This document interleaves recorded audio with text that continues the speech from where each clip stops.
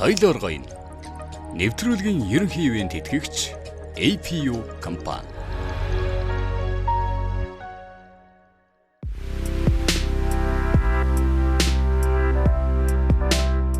Манай улсын нийт хүн амын 71% нь 38 хүртэлх насны залуучууд эзэлж байна. Дэлхийд хамгийн залуу иргэдтэй нийслэл хотын хөгжил хаашаа чиглэж байна вэ? Тэдний насны онцлог, хүсэл сонирхол нийцсэн бодлого бидэнд бий юу?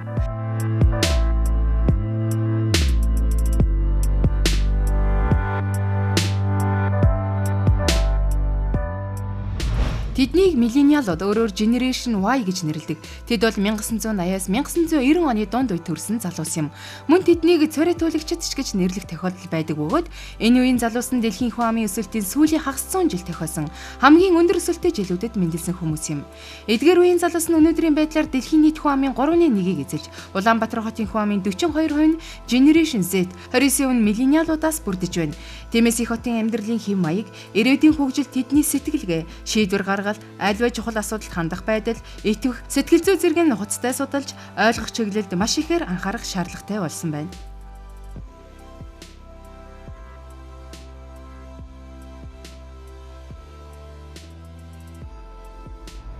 За ажил ихтэй байх үеэрээ цаг зав гаргаж манай нэвтрүүлэгт оролцоход юуны өмнө баярлж байгаагаа илэрхийлье. За баярлалаа. За давг дарга хоёлаа яриагаа 2040 он хүртэлх Улаанбаатартай хөгжлийн ерөнхий төлөв баха. Тий. Тэрнээс эхлэе. Тэгэхээр 2040 он гэдэг бол одооноос 20 жилийн дараа. Үндсэн хугацаа маань нэг 20 жилийн үйл явцал өрнөх нь байна шүү дээ үндсэндээ бол. Тэгэхээр миний асуулт юу вэ гэхээр тэр үед яг амьдрах, голчлон амьдрах тэр иргэд өнөөдөр хэдэн настай байгаа. Тэр улсуудын хүсэл зорилго, тэр улсуудын мөрөөдөл, тэр улсуудын одоо бодол санаа энд хэрхэн туссан бэ? За яг зөв. Ер нь 2040 он хүртэл Улаанбаатар хотыг хөгжүүлэх ерөнхий төлөвлөгөөний үзэл санааг бол бид нэр ямар ч байсан шийдсэн.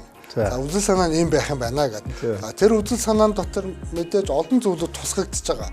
Улаанбаатар хотын эдийн засгийн тэргүүлэх чиглэл нь юу байх юм бэ гэдэг. Дээрээс нь Улаанбаатар хотын ажил амьдрал руу хай-тех буюу өндөр технологийн салбарыг илүү гүнзгий нэвтрүүлэх ёстой юм байна. Бид нар илүү тийм смарт сити буюу ухаалаг хот болох ёстой юм байна гэдэг ийм одоо зорилт үзэл санааг бол одоо бид нар тусгацсан явж байгаа.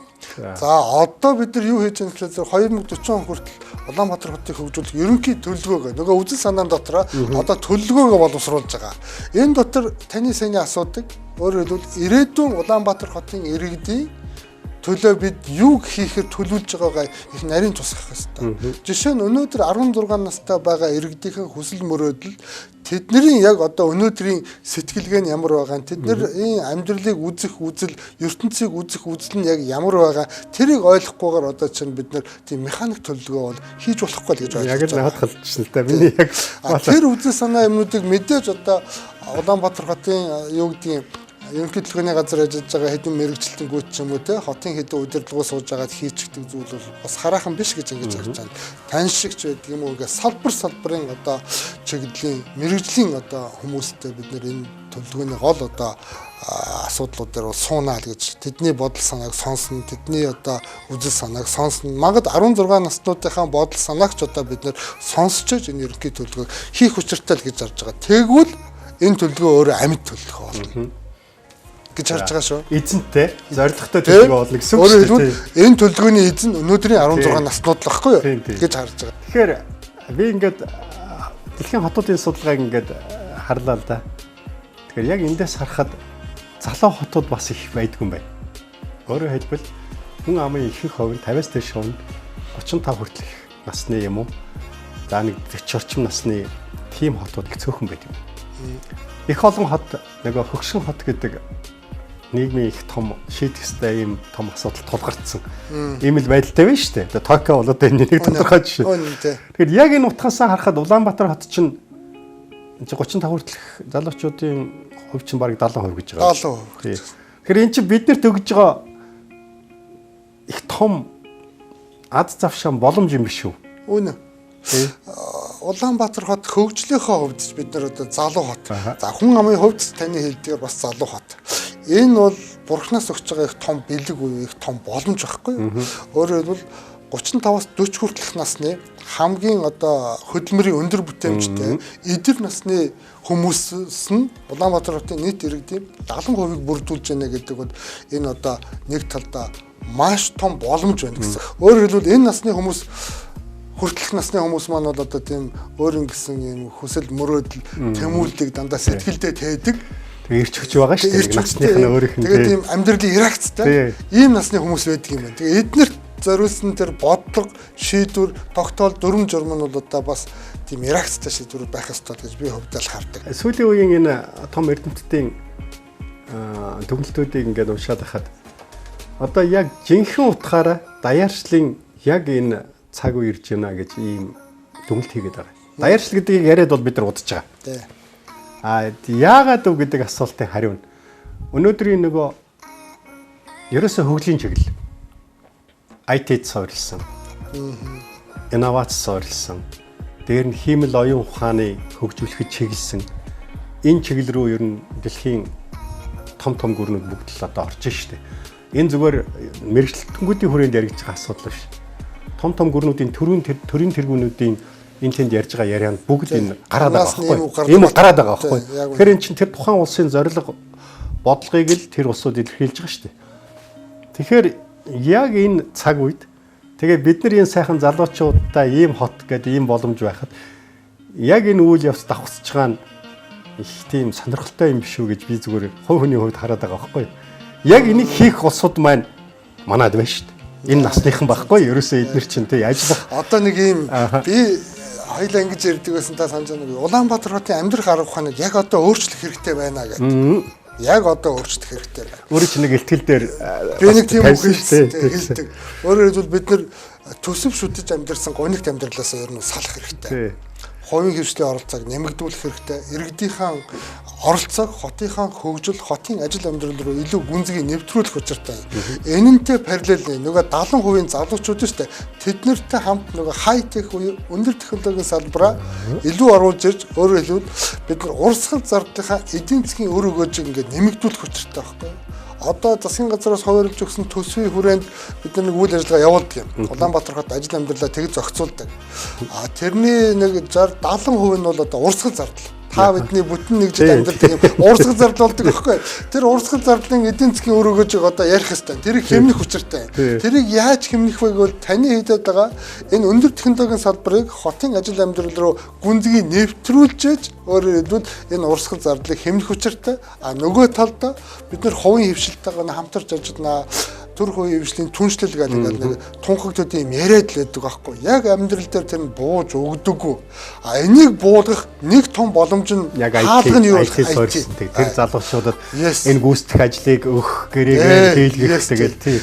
Тэр өндөр технологийн салбарыг Улаанбаатар хотын ажил амьдрал руу нэлээд сайн гүнзгий нэвтрүүлээд өгөх юм бол хувийн хвшилтэйгээ Улаанбаатар хот илүү жинхэнэ утгаараа төр хувийн хвшлийн түншлэлийн хүрээнд ажиллах боломж үеийн энэ хэм хэмжээнд таарсан тийм боломж нь онгоож байна. Тэгэхээр яг өөрөө ч яриад байгаа юм нөгөө хотуудын бүр төлөвлөлт хэрэгжилтийн бүр одоо их хэвтэгтэй шатанд явна гэх смарт сити гэж ярьдаг. Ухаалаг хотын асуудал өөрөө хөндөд байна да ер нь.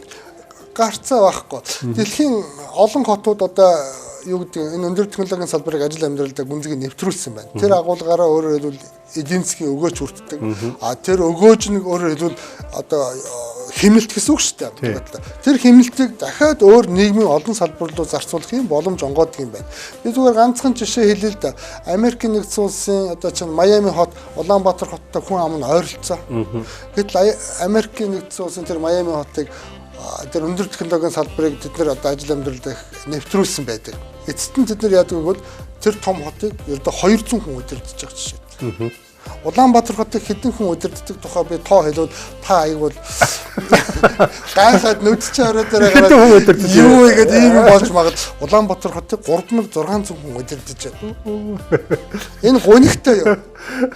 Их л том баг ажилтдаг юм байна. За ер нь бол зүгээр байгаа нүцгэн үний энэ. Тэгэхээр зэрэг бид нар энэ ажиллаж амьдарч байгаа арга ухаанаа яг одоо өөрчлөх ёстой. Тийм байна. Яг энийг өөрчлөхгүйгээр энийг өөрчлөхдөө мэдээж өндөр технологитойгоо тэр өндөр технологиг нэвтрүүлээд тэгжэл боломж гарна шүү дээ. Тэгжэл илүү боломж ингэж олон хүний ажиллах одоо юу гэдэг юм хүчийг хэмнэх илүү бид нар хямд зардлаар их зүйл хийж болох ч гэдэг юм уу.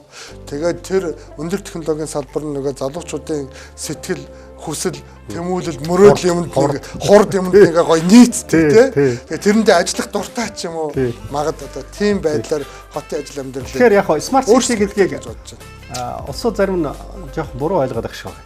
Энэ нэг л их бүрэн тонголцсон одоо ингээл баахан камера мэдрэгчтэй ингээл нэг юм офис орон сууц гэдэг. Тэгэхээр смарт ситигийн өөрийнх нь концепц их сонирхолтой л доо. Нэг өнөөдөр хүн төрөлхтний гол анхаардаг юм нөгөө байгаль экологийн тэнцвэр гэдэг асуудал их чухалчлаад байгаа шүү дээ. Энэ дэлхийгээ ер нь бид нар авч үлдэх энэ нөхцөлийг бид нар ярих хэрэгтэй шүү гэдэг.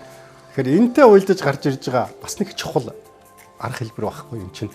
Тэгэхээр смарт байна гэдэг чинь өөрөө ямарваа нэгэн хэрэгцээгүй энэ зардал одоо цахилгаан ус юу байдгийг хэрэгцээгүй гэдгээс илүүтэйгээр нэг зардал өртөг өндөртэй. Тэрийг хүн яг өөрийнхөө хэрэгцээнд л хамгийн үр дүнтэй, үр ашигтай хэлбэрээр ашиглах тэр боломжийг л энэ смарт аргаар л ухаалаг аргаар зохион байгуулж байгаа энэ л тогтолцоо шүү дээ.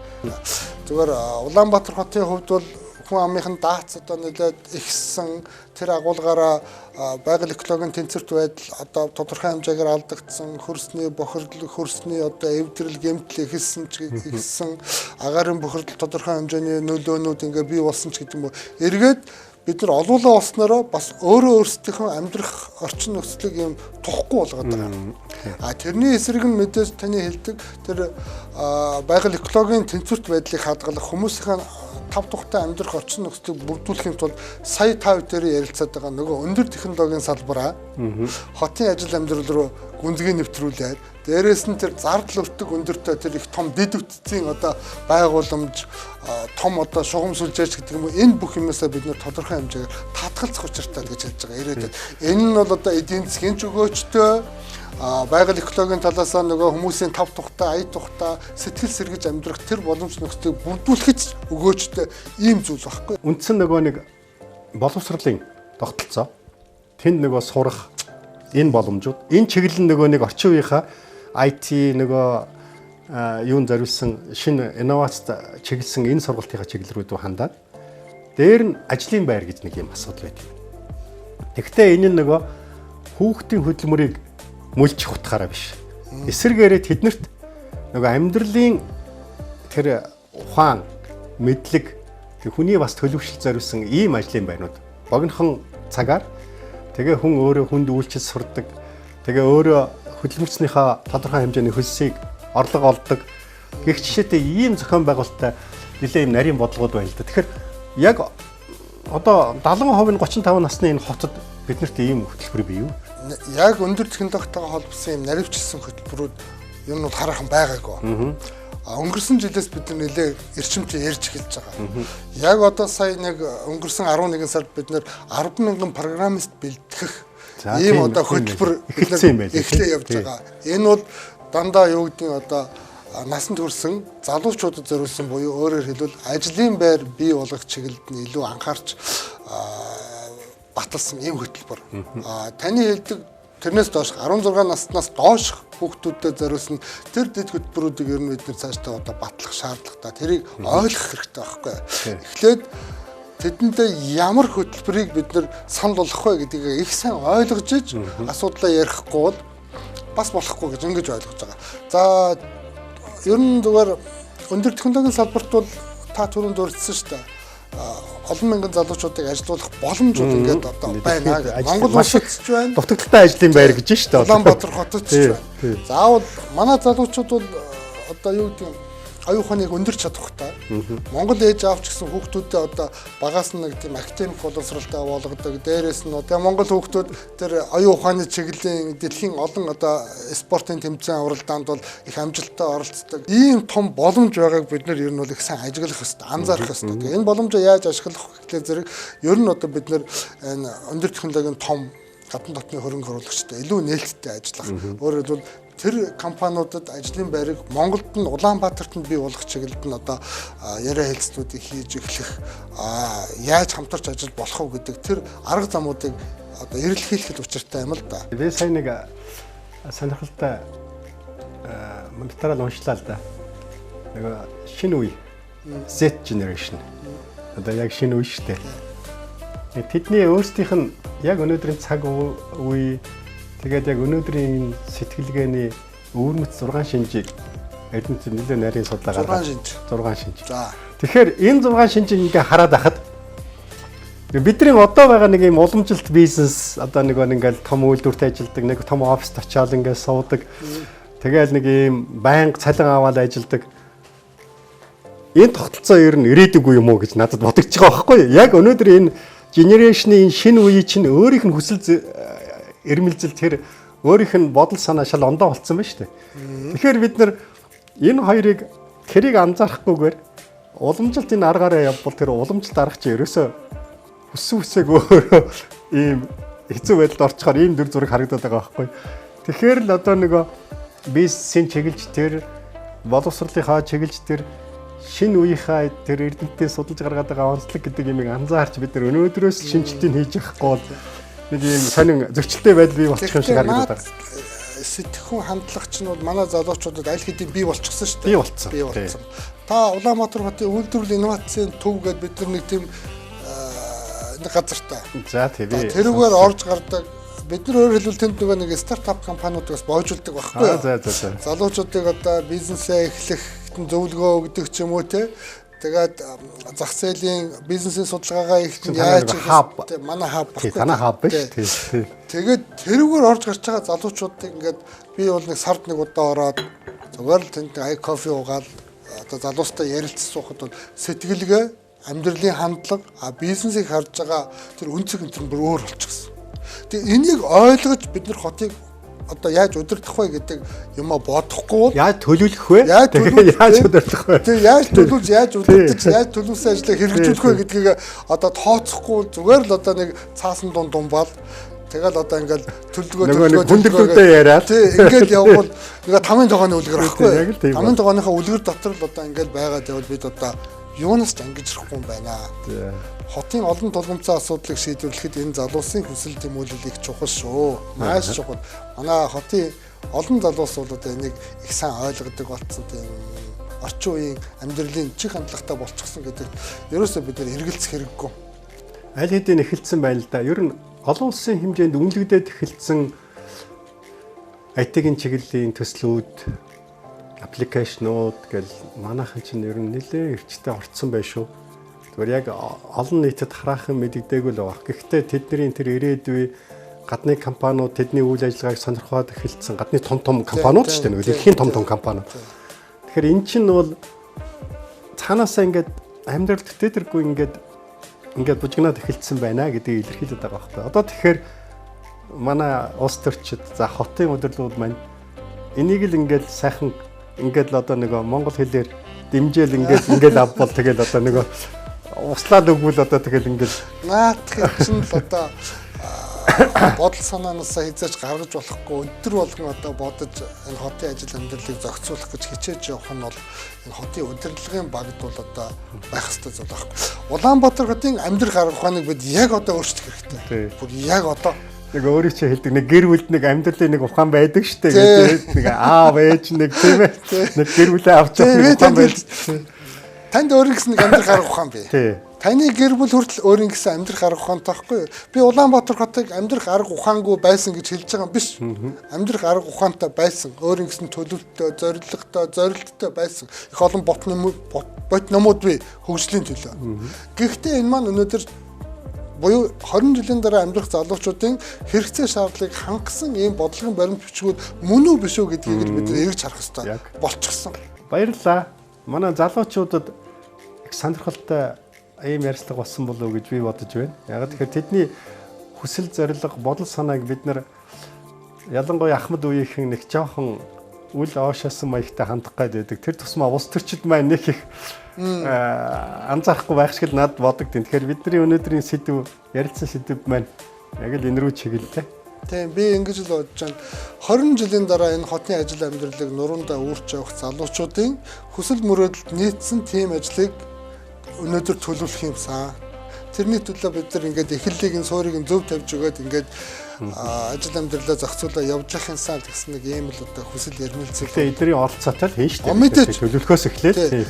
Тэгээ энэ залуусын өөрсдийнх нь дуу хоолойг сонсохгүйгээр бид нар тэднийг ойлгохгүй шүү дээ. За амжилт хүсье. За баярлалаа. За.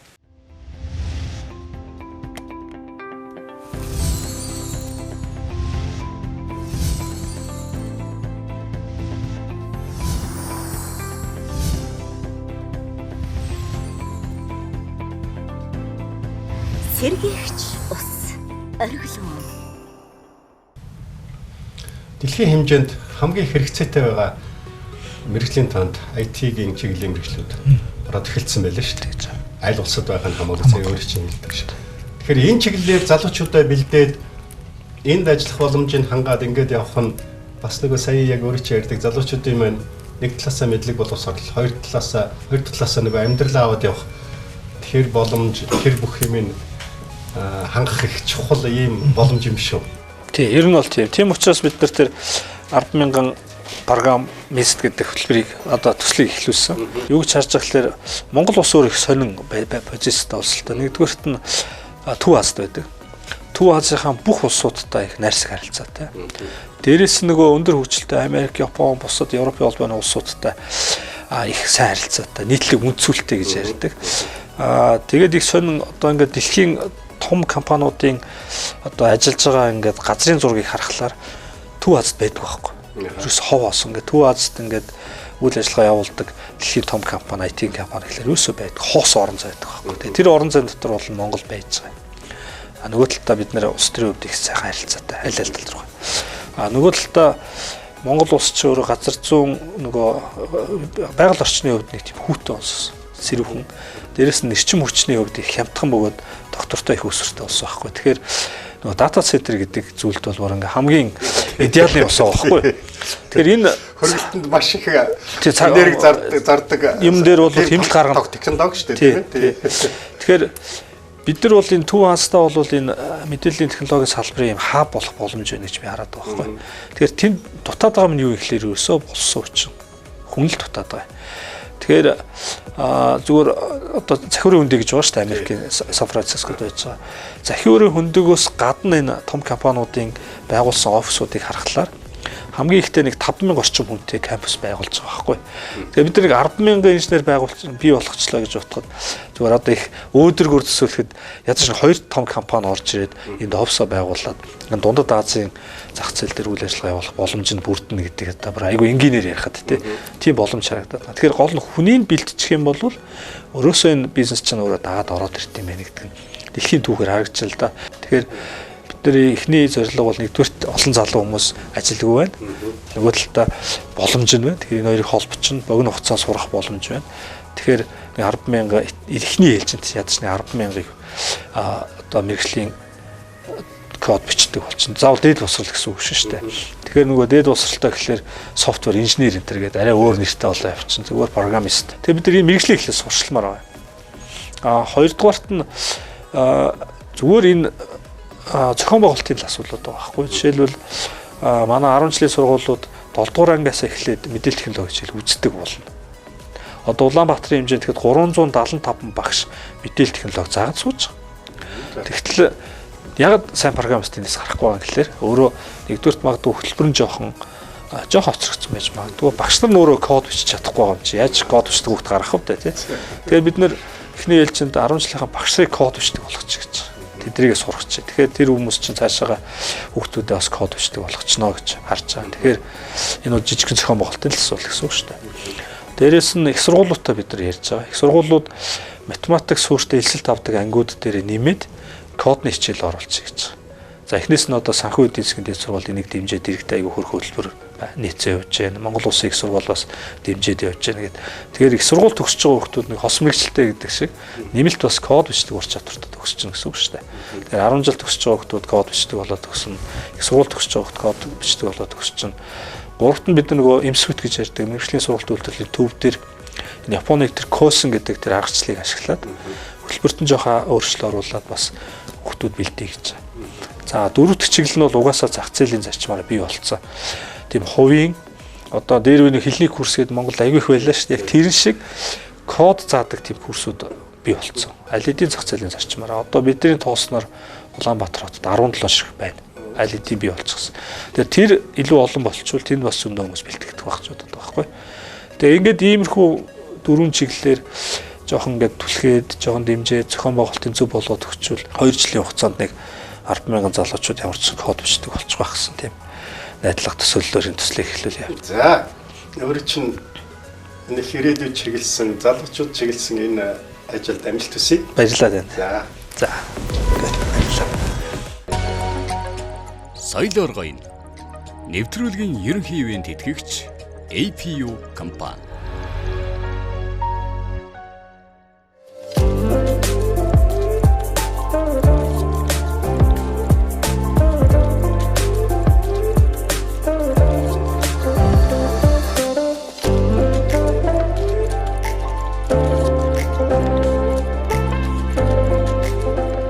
Metro Citizen World Plus International компани ерөнхий захирал үүсгэн байгуулагч Эрдэнэ 2.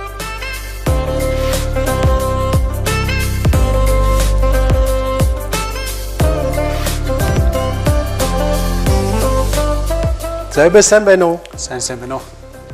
Энэ одоо танаа үеийнхний өдөр тутмын хэрэгцээ, мэдээллийн хэрэгцээ, ажил төрлийн энэ бүх харилцаа одоо онлайн явдаг болчихлоо шүү дээ. Тэгэхээр энэ маань жинхэнэ утгаараа нөгөө даяаршил гэдэг юмыг би эрчимтэй л явуулж өгнө л гэж бодож байгаа.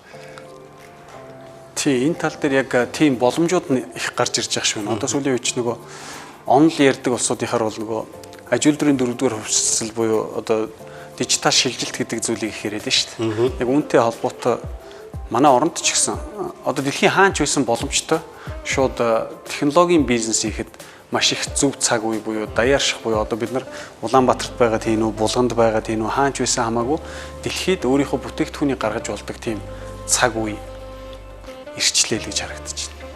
Тэгэхээр залуучуудын маань ер нь өөрийнх нь мэдлэг боловсролын энэ төвшин ер нь ингээд нэг төвшөнд очих их сайхан юм боломж одоо харагдаж байна л гэж би бодож байна. Тэр чи хаана байгаа нь хамаагүй.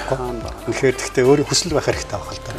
Тэр үүднээсээ бол дэлхийн том хотууд бүгдээрээ энэ дижитал шилжилтээр аягүй их сайн ажиллаж эхэлж байна. Нэг талаасаа энэ нөгөө хотын соёл гэж таны хэлээд идэг нэг нэвтрүүлэг заримдаа орой НТV дээр үздэг шүү дээ. Одоо бид нар хотын соёлтой болох гэж залуучуудыг төлөвшүүлэх гэдэг хотын соёл гэдэг дээр дижитал шилжилт бас тодорхой үүрэг үүрч гинүү гэж харагдаад байна.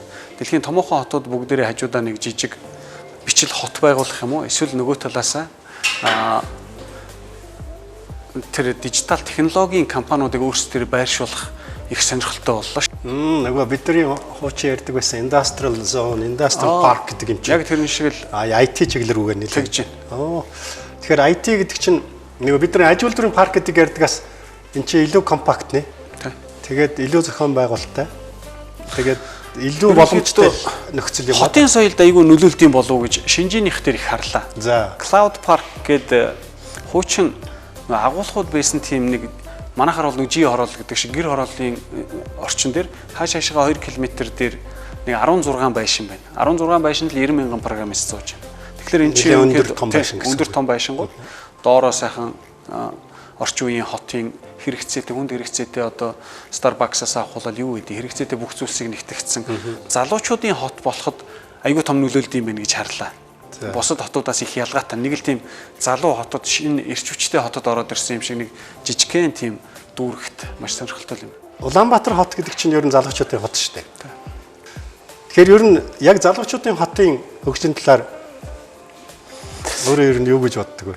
Залуучуудын хот манай Улаанбаатар бол маш сайхан залуучуудын хот шүү дээ. Дээрээс нь залуучуудаа бид нар нөгөө илүү өнгөлөг гоё хот болгохын тулд өстө нөгөө бачаах шиг юм одоо нөгөө хэдийн залуу наснаас нэг 5 нас илүү болцсон ч гэсэн нөгөө залуучууд урам өгдөг улсууд маань их болох юм бол их нэгдүгээр сайн тал, хоёрдугаарт энэ хотын соёл гэдэг хэсгийг маш сайн бүрдүүлж өгөх хэрэгтэй байна. Түүнээс биш зүгээр дан залуучууд байснараа залуу хот байх уу? Тэрний оронд хотынх нь уур амьсгал нь өөрөө залуу байснараа залуу хот байх уу гэдэг хоёрын хооронд бол нэлээд том ялгаа байгаа бах. Тэгэхээр тэрэн дээр энэ дижитал шилжилт гоё өөрчлөлт оруулах боломжтой. Магадгүй манай улсын маань нийт хүн амын бараг талаас илүү хувь нь Улаанбаатар хот байдаг юм чи энэ хотод энэ улсад тодорхой юмны дижитал шилжилтийн тийм инновац оруулъя гэвэл Улаанбаатар хотоос л эхлэх баг. Тэгэхээр магадгүй нэг бичил дүүргээ ч юм уу яг орчин үеийн стандартаар бүр эхнээс нь зураглаад хаана юу байх юм. Зүгээр нөгөө дураараа авчаал 9 давхар 12 давхар цементэн байшин барих биш. Ямар орчин бүрдүүлэх юм, архитектурын шийдэл нь ямар байх юм, тэнд нь хүмүүс яаж амьдрах юм ч гэдэм үү. Бүх зүйлийг гоёор шийдэж өгвөл маш гоё уур амьсгал орж ирэх баг. Тэгэхээр нэг төв маань хэрвээ яг ийм IT чиглэсэн ийм төв бол залуучуудын бас нэг сонирхолтой сайхан төвөл болох байх л та. Тийм боломж айгүй өндөр байгаа юм. Яг л монголчууд технологи руу бол сайн орох бах ойрын ирэх жилүүдэд. Гэхдээ нөгөө талаас нэг хэцүү юм байгаад байгаа нь нэг боловсон хүчний асуудал айгүй дутмаг байж байгаа. Тэгэхээр нэгэнт энэ асуудлуудаа шийдээд маш сайхан технологийн сургуультай хажуу талаар нь технологийн компаниуд байршаад ийм орчин үеийн нэг парк байгуулад явал бас болох л байна. Тэгэхээр бол жишээлбэл IT-ийн хувьд бол би маш өргөн боломж байна. Дээр нь IT гэдэг маань өөрөө бизнес нь их өндөр өргөн цар хүрэхтэй учраас нөгөө яг нэг Улаанбаатарын хэмжээнд юм уу улсын хэмжээнд хязгаарлагдах бол ийм салбар шүү дээ. Тэгэхээр IT-ийн чиглэлийн ийм боловсрол гэдэг маань ер нь ирээдүйн боловсролын үндсэн чиглэл биш юм уу? Дэлхийд дээр энэ технологийн бизнест хүн хүч маш их шаардлагатай болсон. Одоо сая гэхэд Хятад Huawei-ийн Монголд AI мэрэгчлэнүүд бэлдээчээ бид нар жилдээ 7000-ыг аммаар байгаа. Хэрэгцээ их байна. Хэрэгцээ аяг өндөр байна гэдэг юм байна. Гэтэл бид нар чинь хүнд бэлдэж өгөх байтугай өөрсдөө байхгүй байхгүй. Одоо ингээ манайхан программистуудаа Япон руу экспортлно ингэн тэгнэ гэдэг байгаа боловч яг үнэндээ бид нар чинь тийм хүний нөөц байхгүй байхгүй. Тэгэхээр нэгэнт тийм сайхан дээхэн та бидний ярьжсэн Улаанбаатар хотод тийм парк байгуулах гэдэг нэг санаа. Тэрэн шиг хотон дэмжээч байдаг юм уу юм хийвэл Улаанбаатар хоттой ч улстай ч маш хэрэгтэй байна. Сая өөрөө дурдлаа хотон дэмжээд өгвөл гэж хотон битгээл энэ улс чинь одоо нэг бодлого олгож дэмжих цаг нь болцсон юм шүү. Яг таны юун дээр зөв санал нэг байна. Сая дэлхийн шилдэг компаниуд ингэж ихсаадаг штэ. Тэрэн дээр харж байхад урд нь бол дандаа банк эсвэл томоохон уулуурхаан сектор ч юм уу эсвэл инвестмент фандууд байдаг гэсэн шүү дээ. Тэгэхэд одоо сая энэ жилийнх гарахад дэлхийн хамгийн үн цэнтэй хамгийн их орлого олдог 20 компани гэхэд эхний 10 дээр нь бол тэгэл талаас илүү хувь нь зөвхөн технологийн компаниуд байна шүү дээ. Гэтэл тэдний хувьд бол уулуух шаардлага алга ямар нэг юм зүгээр компьютер ажиллах хүчин уураг тарих байхад л болчиход байгаа юм л дээ. Тэгэхээр тэн дээр бол бид нар хойноос нь хөөгөөд нөгөө хүмүүсийг хийцсэний дараа 10-15 жилийн дараа бид нар тийшээ орвол бид нар хинч биш л дээ. Тэгээ одоо яг зэрэгцээд л ингээл дайраад орох хэрэгтэй байна л гэж үзээд. Сүүлд нь хойноос нь гүйцэх боломжгүй салбар шүү дээ. Ерөнхийдөө тэр хурдцсан бол тэгэхээр яг л зэрэг л одоо чинь хиймэл оюухан гэж яриад байна. Хиймэл оюухан дээр дэлхийд дээр бүрэн мундаг юм хийсэн компани одоо байхгүй нэ гэдэг чинь биднэрт давуу тал байхгүй. Хамт хийгээд явах. Түүнээс одоо бид нар бусад салбар дээр бол дандаа хойно нь явж одоо л нэг тийм боломжтой үе байх гэдэг юм л да. Тэр ер нь өөрөө чинь бизнес яг энэ талаас нь ингээ харахаар нэлээд тийм олон улсын хүрээний нэлээд ийм эрчтэй явж байгаа ийм бизнес болж байгаа юм уу даа гэж би хараад байна л да. Манай World Plus платформ дээр бол нэг 138 төрлийн сэтгүүлүүд нэр бүхий сэтгүүлүүд байна л да. Одоо юу гэдэг Millionaire Asia, Harper's Bazaar, Vogue, танигдсан тийм ээ. Тэгээ дандаа эн чинь нөгөө контент нь дэлхийд алдаршсан брэндүүд. Тэгэхээр бид нар яах гэдэг нь гэхээр эх нэг 6 сарын төлөвлөгөө бол 500-аас 1000 болгох. Тэгээд нэг өнөөдрийн байдлаар 6 хэл дээр явж байгаа. Англи хэл дээр, Япон хэл дээр, Хятад, Малайз, Индонез, тэгээ Монголоо бид нар монгол хүмүүс гэдэг.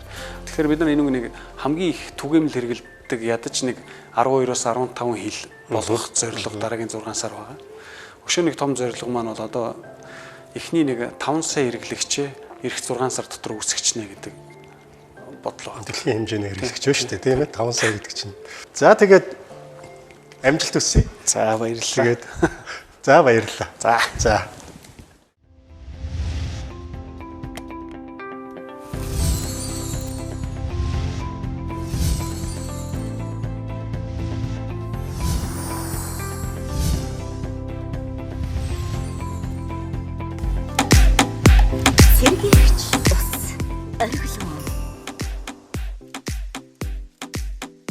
Metro Citizen RXS компани хамтран үүсгэн байгуулагч Минд Оршихнаар оролцож байна.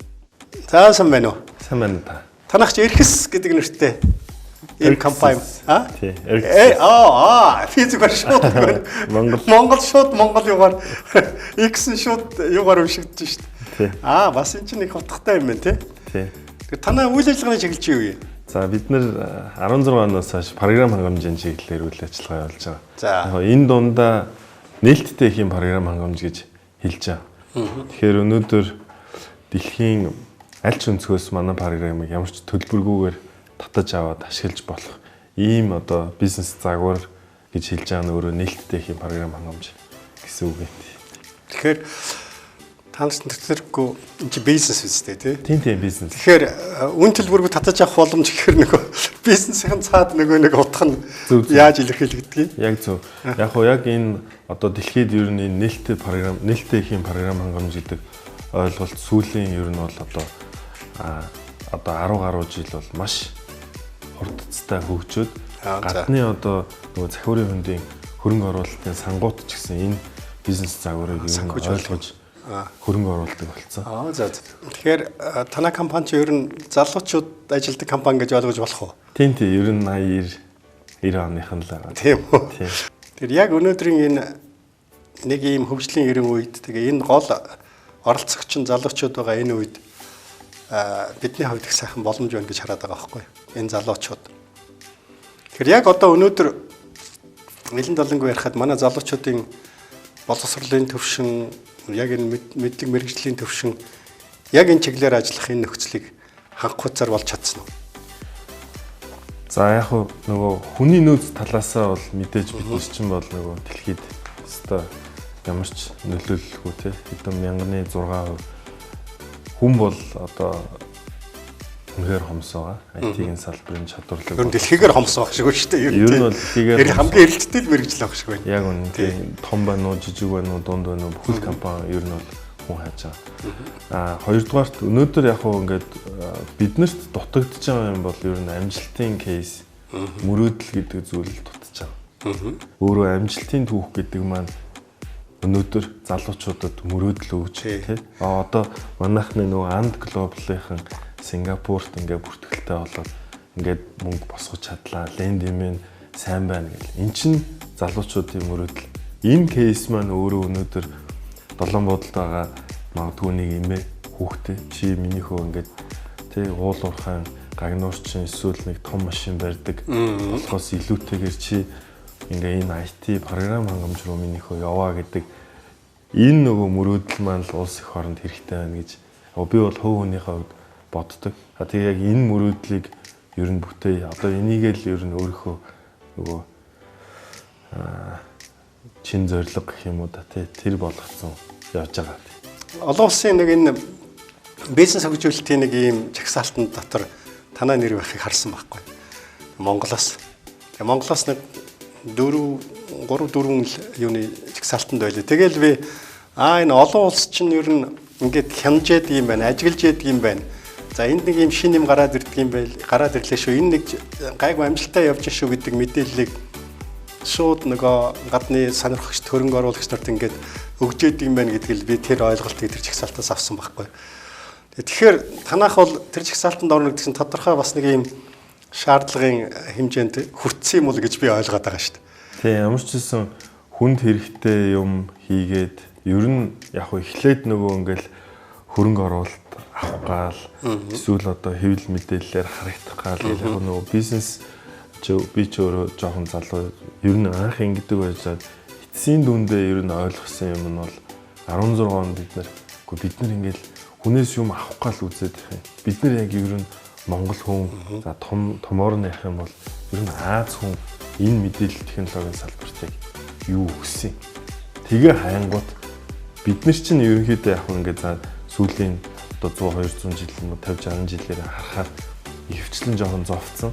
Тэгээ ер нь ингээд нэг юм авдаг тэгээ нэг юм жоохон тэ арга юу олоод амьдраад яадаг нэг ийм яг үе дээрээ тэгээд илүү ингээд ийм одоо үн төлбөргүй програм хангамж хийн гэдэг чинь бол бас айгүй том зориг баггүй. Тэгэхэд өнөөдөр ингээд худалчунд 14 хоногт нэг 2-оос 3 одоо нөгөө цахиурын хөндийн хөрөнгө оруулалтын сан манай руу имэйл бичээд цаг товлоод утсаар яриад ер нь хөрөнгө оруулах сонирхол байна. Таад ингээд зөв загвараар зөв юм хийж гин юмаа ингээд мэдээллүүдээ бидэнд өгөөрэй гэд хандж байгаа. Тэгэхээр одоо Монгол улсын эдийн засгийг 5-6 нуглах хэмжээний хөрөнгийн сан удирддаг тий 40 тэрбум 50-60 тэрбум долларын хөрөнгө оруулалтын сан удирдах байгаа хөрөнгө оруулалтын одоо цахиурын хөндийн хөрөнгө оруулагч нар яриад байна гэхээр бид нар бас тэрийг харчаал дотроо бас баярлалдаг л. Яг нь албаасаар авчаагүй л байна л да. Гэхдээ бол тийм бас зөв замдаа явж шүү. Биднэрт мэдээлэл өгөөрэй гэд бас хандж байгаа. Урамтай тийм хамт олондоо хэлэхэд ч гэсэн энэ ингээд нэг мөрөөдөл үүсэж байгаа. Гол нь мөрөөдөл тийм мөрөөдөл байгаад амжилтын түүх байгаад тэгээд залуучууд энэ салбар энэ IT-г өнөөдөр ингэж болт юм байна гэл тэгэл одоо энэ чинь ингээд янз янзын салбараа disrupting гэдгээрээ явж байгаа гэсэн. Ингээд би ингээд ажаад байхад одоо Монголын томоохон компаниуд аль хэдийн энэ чиглэлийг мэдрээд энэ рүү анхаарал хандуулаад судалгаа хийгээд хөрөнгө оруулалт хийгээд эхэлчлээ. Жишээлбэл танай хөрөнгө оруулагч нь Шунхлаа групп шүү дээ тий. Тэгэхээр эдгээр чинь бол би Монголын бизнес бас нэлээд ийм мэдрэмтгий болцсон юм байна гэж би дотроо бодод байгаа байхгүй. Мэдээллийн дунд байдаг. Тэндээсээ ер нь аль чиглэлийг өнөөдөр сонгох нь зүйтэй гэдэг ирээдүйг харсан ийм үйл ажиллагаа руу орцсон юм байна л гэж ажиглаад байгаа юм л да. Яг зөв. Тэгэхээр энэ та нарын цаашдын хөгжилд айгүй чухал үйл явц үстэй. Яг зөв, яг зөв. Яг би нөгөө таны санаан дээр хоёр өнцгөр нь хариулъя. Нэг нь бол яг одоо нөгөө тухайн групп компани гэдэг юм уу те. Бидэнд чинь ингээд өнөөдөр ингээ хараад уран зориг аваад явж байгаа компаниуд маань өнөөдөр ойлгомжтой зах зээл дээр дараагийн 10-20 жил төсчүүлэхийн тулд өнөөдөр IT-г одоо ойлгож нэвтрүүлэхгүйгээр бол явахгүй. Хэдий том ч гэсэн. Хоёр дахь зүйл нь бол яг үнэндээ тийм Монголын одоо компани том групп компаниуд маань ер нь энэ гарааны бизнес чи яагаад байна? Ер нь энэ технологи яагаад байна? Бид нэр заах ингээ өөрсдөндөө аваа ашигладаг юм а гэхэд хөрөнгө оруулалт хийгээд хамт ингээд хөгжиж эднэрээс сураа эднэрт ч гэсэн алдаа оноогоо одоо олд амжилтаа зааж сургая гэсэн энэ хандлага бас гарч ирж байна л да. Өөрөө энэ бол миний хувьд бодлоор бол хамгийн бас том зүйл. Тэгэхээр яг өөрөө чинь хэлдэг над нэг хэлсэн нэг зүйл маш их таалагдлаа л да. Түүх байх хэрэгтэй гэж. Түүхийг бүтээх хэрэгтэй гэдэг асуудал. Тэгэхээр зэрэг хэдийгээр залууч гэсэн түүх бүтээх юмсан гэж явж байгаа энэ сэтгэл гэдэг бол айгүй юм надад бол залуучууд ер нь энийг боддгоо болоо гэж бодож ирсэн хүний хувьд бол маш их сонин шинэлэг зүйл сонсогч юм л та. Тэгэхээр ерөөсөө энэ амжилт маань өөрөө энэ түүхтэйгээ увилдчихэж тэр үнц нь юу нь явдаг юм шиг байгаа. Тэр л юм шиг байна л та.